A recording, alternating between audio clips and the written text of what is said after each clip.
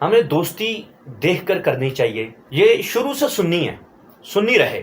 تشیع سے دوستی ہو گئی، ان کو شیعہ کر دیا. آپ جانتے ہیں کہ شیعہ وہ فرقہ ہے جن کی زبان کی تیزی سے نہ تو اللہ تبارک و تعالیٰ کی ذات محفوظ ہے، نہ انبیاء علیہ السلام کی ذوات قدسیہ محفوظ ہیں. صحابہ اکرام پر تبرہ کرنا اور ان کے بارے میں بک بک کرنا ان کا پسندیدہ مشغلہ ہے. الحمدللہ میں اس وقت پکا سنی بن چکا ہوں. بسم اللہ الرحمن الرحیم.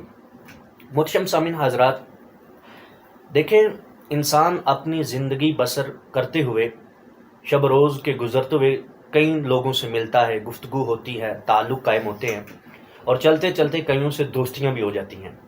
ہمیں دوستی دیکھ کر کرنی چاہیے، کیونکہ سرکار دو عالم صلی اللہ علیہ وسلم کا فرمان ہے، الرجل علی دین خلیلہ فلینظر احدکم من یخالل، کہ ہر بندہ اپنے دوست کے دین پر ہوتا ہے، اپنے دوست جیسا دین رکھتا ہے. تو ہر ایک بندے کو دیکھنا چاہیے وہ کس کو دوست بنا رہا ہے. اگر دوستی کسی بد عمل سے بھی ہو جائے نا تو اس کا بھی بہت زیادہ نقصان ہے. لیکن معاذ اللہ ثم معاذ اللہ اگر دوستی بد عقیدہ سے ہو جائے تو یہ اس سے بھی بڑا وبال ہے. انسان اپنی دنیا اور آخرت برباد کرنے کے دہانے پر چلا جاتا ہے. اگر کوئی رہنما نہ ملے، اگر کوئی بچانے والا نہ ملے، اگر کوئی صراط مستقیم پر لانے والا نہ ملے تو نہ جانے کتنا بڑا خسارہ ہو جائے. اسی سلسلہ میں کچھ گزارشات عرض کرنا چاہتا ہوں کہ لاڑکانہ صوبہ سندھ کے ضلع کے رہنے والے محمد سعید احمد صاحب یہ شروع سے سنی ہے، سنی رہے، لیکن چند تشیع سے دوستی ہو گئی، روافض سے تعلق جڑ گیا اور دوستی ہو گئی. اس دوستی نے یہ وبال برپا کیا اور یہ نقصان کیا کہ معاذ اللہ ان کو شیعہ کر دیا، اور تقریباً 2 سال سے 3 سال اپنے ساتھ رکھا اور مکمل اپنے عقائد کے بارے میں ان کو آگاہ کرتے رہے. آپ جانتے ہیں کہ شیعہ وہ فرقہ ہے جن کی زبان کی تیزی سے نہ تو اللہ تبارک و تعالیٰ کی ذات محفوظ ہے، نہ انبیاء علیہ السلام کی ذوات قدسیہ محفوظ ہیں. صحابہ اکرام پر تبرہ کرنا اور ان کے بارے میں بک بک کرنا ان کا پسندیدہ مشغلہ ہے. اور یہاں تک کہ جن اہل بیت اطہار رضی اللہ تعالیٰ عنہم کی محبت کا وہ دعویٰ کرتے ہیں اس میں بھی جھوٹے ہیں، بلکہ اہل بیت اطہار کے بھی گستاخ ہیں. تو جب ان سے دوستی ہو جائے گی تو کتنا بڑا خسارہ ہوگا. اگر کوئی رہنما نہ ملے تو کیا ہوتا ہے آپ جانیے گا. اور پھر الحمدللہ ثم الحمدللہ حضور مفکر اسلام کنز العلماء ڈاکٹر محمد اشرف آصف جلالی زیدہ شرفہ جو روافظ کے ساتھ عقائد کی جنگ لڑ رہے ہیں، اللہ کے فضل و کرم سے اس کے ثمرات ظاہر ہوتے رہتے ہیں. اسی سلسلہ میں حاضر ہوا ہوں کہ یہ محمد سعید احمد بھائی جو لاڑکانہ سے تعلق رکھتے ہیں، صوبہ سندھ سے تعلق رکھتے ہیں، ان کے ساتھ ایسا ہی کچھ معاملہ ہوا ہے، تو اس کی ڈیٹیل انہی سے لیتے ہیں. جی محمد سعید بھائی، آپ اپنا تھوڑا سا تعارف پیش کریں. جی، میرا نام سعید احمد ہے اور میں صوبہ سندھ کے شہر لاڑکانہ سے تعلق رکھتا ہوں. تو میں پہلے کچھ دوست ہیں میرے، میں خود سنی خاندان سے ہوں. وہ مجھے مجلسوں پہ لے کے جاتے تھے، دوستوں کے ساتھ بٹھایا کرتے تھے، زنا ثنی کیا کرواتے تھے. اور اس کے علاوہ جو ہے ماتم وغیرہ ہوتا ہے کیا کرواتے تھے؟ ماتم سے پہلے کیا؟ سینہ زنی. سینہ زنی. اچھا اچھا، ماتم وغیرہ وہ ہاں، سینہ زنی زنجیر کرواتے تھے، زنی. مجلس میں لے کے جاتے تھے ادھر. ان کے اپنے عقائد تھے، گھوڑوں کو چومنا، یہ کرنا وہ کرنا. ہمیں نہیں پتا تھا کہ یہ صحابہ کے ساتھ اتنی دشمنیاں رکھتے ہیں، البتوں کے محبت کی آڑ میں یہ صحابہ کے ساتھ اتنا بغض رکھتے ہیں. ہمیں تو یہی پتا تھا کہ مولا علی کے ساتھ یہ ان کی محبت ہے. میں تو محبت کے ساتھ ان کے جاتا تھا کیونکہ سب مولا علی کو ماننے والے ہوتے ہیں. مجھے اس چیز کا کوئی علم نہیں تھا کہ یہ اتنا بڑا گھٹیا ان کا عقیدہ ہے، ان کا جو صحابہ کے ساتھ یہ اتنا بغض رکھتے ہیں. آپ نے سنا ناظرین کہ محبت اہل بیت کی آڑ میں بغض صحابہ اکرام کو پالا جاتا ہے. اہل بیت اطہار کی محبت کی چادر اوڑھ کے صحابہ اکرام کی چادر پہ حملہ کیا جاتا ہے. تو اسی طرح اس بھائی کو محبت اہل بیت کی آڑ میں، محبت اہل بیت کی چادر میں لپیٹ کر صحابہ کی مخالفت پر اکسا رہے ہیں اور ایسے عقیدے دے رہے ہیں. تو اس لیے ہم کہتے ہیں کہ اپنے ایمان کی حفاظت کریں، دوستی کرنے سے پہلے ذرا سوچ لیں. سعید بھائی، آپ ہمیں یہ بتائیں کہ آپ جب ان کے ساتھ رہے ہیں تو آپ نے ان کے باطل عقائد کو کتنا قریب سے دیکھا ہے، اور کیا آپ اپنے آپ کو شیعہ کہنا شروع ہو گئے تھے؟ جی جی بالکل. میں نے ان کو جو ہوتا ہے نا وہ روتے یہ کرتے تھے، وہ یہ ہوا مولا کے ساتھ، یہ ہوا ان کے ساتھ، یہ ہوا یہ زیادتی کی، صحابہ نے یہ کیا وہ کیا، ادھر یہ ظلم کیا صحابہ نے البتوں کے ساتھ. وہ یعنی اتنا ہمیں اکساتے تھے کہ ہمارے دلوں میں صحابہ کے لیے نعوذ باللہ معاذ اللہ اتنا کفر بڑھ چکا تھا. ہم سوچتے تھے کہ اتنا بڑا صحابہ نے ظلم کی البتوں کے ساتھ، حضور کے گھرانے کے ساتھ اتنا بڑا ظلم کیسے کر سکتے ہیں. اللہ اللہ.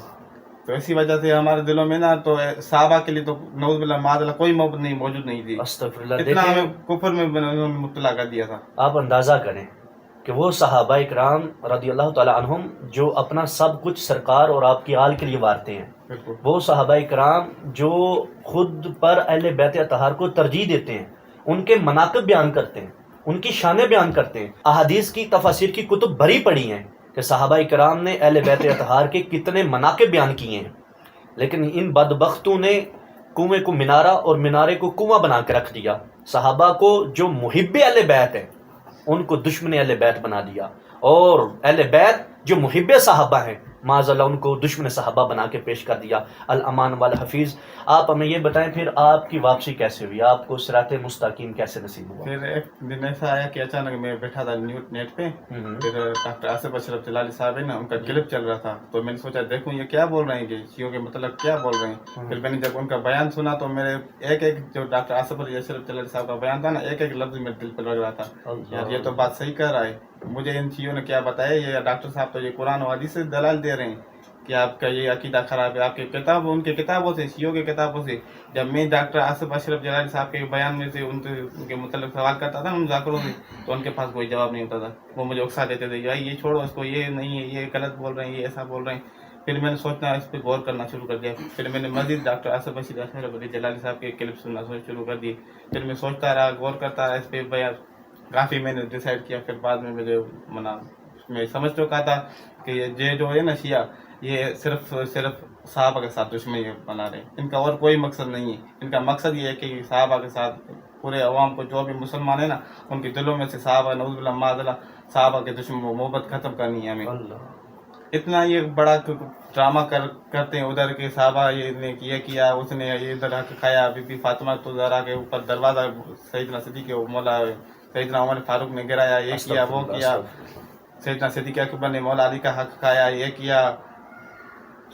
ہمیں تو اس چیز کا علم ہی نہیں تھا. اللہ تبارک و تعالی اپنا حفظ و امان عطا فرمائے. جناب والا آپ دیکھ رہے ہیں کس طرح نوجوان نسل کا بیڑا غرق کرتے ہیں یہ روافظ. تمام نوجوانان اہل سنت سے بھی التماس کرتا ہوں کہ خدا را آپ دوستیوں میں, اس طرح کی دوستیوں میں مت پڑیں. آپ اپنے ایمان کو سلامت رکھیں, اپنے عقیدے پہ پختہ رہیں. آپ کو دلائل کی دنیا میں اگر کہیں کمزوری نظر آتی ہے تو انشاءاللہ اللہ کے فضل و کرم سے مرکز صراط مستقیم کا پلیٹ فارم حاضر ہے. ہم معتقدات اہل سنت پر 24 گھنٹے پہرا دینے کے لیے حاضر ہیں.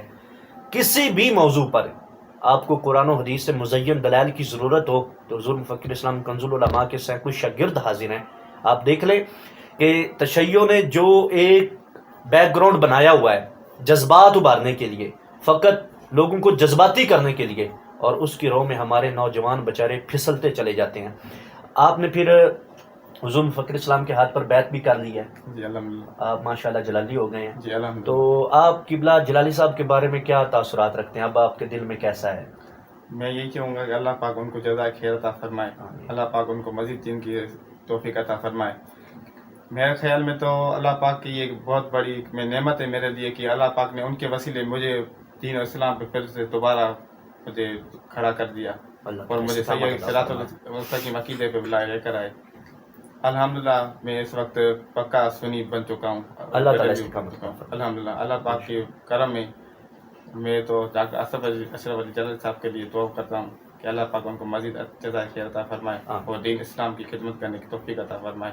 اور ان کے ذریعے لوگوں کو بھی میں ایڈوائز دوں گا کہ آپ ضرور خدا را اپنا مطالعہ ضرور کریں, لوگوں کی باتوں میں نہ آئیں. بے شک اسی طرح کسی کی بات سن کر نہ ایک طرف نہیں جائیں, پہلے کسی کا کتابوں کے ذریعے بھی ان کے عقائد جانیں کہ ان کا عقائد نظریہ کیا ہے. ان کا بہت بڑا خراب عقیدہ ہے. جی ناظرین, دیکھا آپ نے, یہ ہے روافظ کی چال, اور اللہ کے فضل و کرم سے یہ ہے میرے شیخ کامل حضور مفکر اسلام کا کمال کہ وہ جن مسلمانوں کو, سنیوں کو بہکاوا دے کے اپنی طرف لے جاتے ہیں, حضور مفکر اسلام کے خطابات اور آپ کے جو باطل سوز بیانات ہوتے ہیں ان کو سن کے آج بھی اللہ کے فضل و کرم سے لوگ صراط مستقیم کو تلاش کر لیتے ہیں اور صراط مستقیم پہ چلنا شروع کر دیتے ہیں. اللہ رب العزت کی پاک اور بلند بارگاہ میں دعا ہے کہ اللہ تعالیٰ حضور مفکر اسلام کا سایہ ہم پر تا دیر سلامت رکھے, شریروں کے شر سے, حاسدین کے حسد سے محفوظ رکھے. آمین بجاہ نبی الامین و صلی اللہ تعالی علی محمد صلی اللہ علیہ وسلم.